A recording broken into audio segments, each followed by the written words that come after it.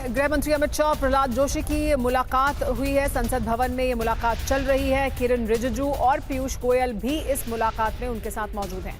थोड़ी देर पहले स्पीकर से भी मुलाकात कर चुके हैं प्रहलाद जोशी और अब गृह मंत्री अमित शाह से मुलाकात हो रही है। इस मुलाकात के दौरान किरण रिजिजू और पीयूष गोयल भी मौजूद हैं। बड़ी खबर जो आ रही है संसद से वो आपको बताते रहेंगे, लेकिन इस बीच आपको ये भी बता दें कि छात्रों के प्रदर्शन के दौरान पुलिस की कार्रवाई भी एक गंभीर विषय है। आज संसद से सुप्रीम कोर्ट तक इस पर चर्चा हुई। सुप्रीम कोर्ट में दलीलें हैं, बहस है, सुनवाई है, कड़ी टिप्पणी है। आज सुप्रीम कोर्ट में छात्रों के प्रदर्शन के दौरान पुलिस कार्रवाई को लेकर दायर याचिकाओं पर सुनवाई हुई। चीफ जस्टिस सूर्यकांत की अध्यक्षता वाली बेंच ने सुनवाई की। अब 3 अगस्त को फिर से सुनवाई होगी। आज सुप्रीम कोर्ट ने सरकार के कई सवाल पूछे। सॉलिसिटर जनरल तुषार मेहता ने सरकार की ओर से जवाब दिए। इस पर हमने सत्ता की कुंजी तैयार की है। पहले आपको बताते हैं सुप्रीम कोर्ट ने क्या कहा। सुप्रीम कोर्ट की ओर से स्पष्ट रूप से कहा गया है कि छात्रों का प्रदर्शन पूरी तरह शांतिपूर्ण था। लोकतंत्र में प्रदर्शन करना छात्रों का संवैधानिक अधिकार है, इसलिए 18 वर्ष से कम उम्र के प्रदर्शनकारियों को तुरंत रिहा किया जाए। शर्त ये रखी कि अगर कोई आपराधिक रिकॉर्ड नहीं है तो तुरंत रिहा किया जाना चाहिए। यह भी भरोसा दिया कि पुलिस कार्रवाई की स्वतंत्र और निष्पक्ष जांच होगी। सुप्रीम कोर्ट ने यह भी कड़े शब्दों में कहा कि जरूरत से ज्यादा बल प्रयोग करने वालों की जवाबदेही भी तय होगी। यह निर्देश दिया गया कि प्रदर्शन से जुड़े सीसीटीवी, ड्रोन, डिजिटल सबूत सुरक्षित रखे जाएं।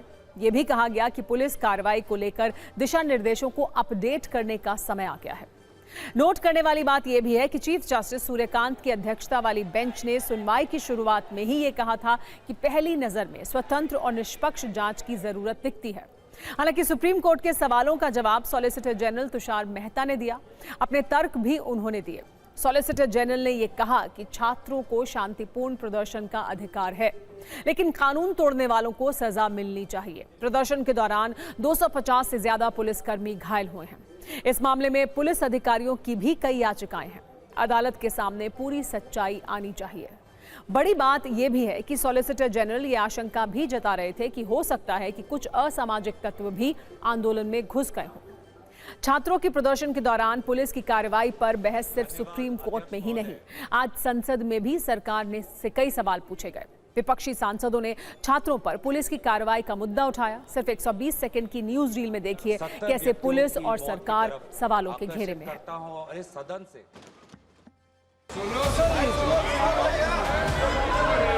कांग्रेस बोल रही है, जवाब मांग रही है, जवाब दीजिए। देश के युवाओं पर पैलेट गन्स और AK-47 चलवाने की क्या आवश्यकता थी? क्या वे आतंकवादी थे? क्या आतंकवादी हैं? किसने ऑर्डर दिया पैलेट गन्स चलाने के लिए? किसने ऑर्डर दिया? किसने आदेश दिया? वो आदेश कहां से आया कि पैलेट गन का इस्तेमाल हो? किसने आदेश दिया? किसने आदेश दिया कि आंसू गैस का इस्तेमाल हो? किसने आदेश दिया कि लाठी पैरों पे नहीं, लाठी सर पे पड़नी चाहिए? किसने वो आदेश दिया? आंसू के गैस के गोले और लकड़ी में लगा हुआ कुछ कील का और कांटे की चीजें, उस समय करंट नहीं लगाया जाता था, इस बार करंट लगाया गया।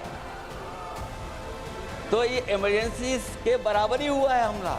Students whose only crime was to ask government the right questions and those who were believing in merit. Instead of listening to them, what did they receive?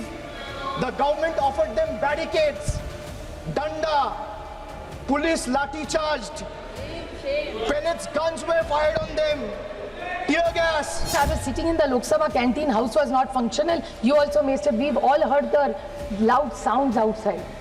किसकी आवाज थी?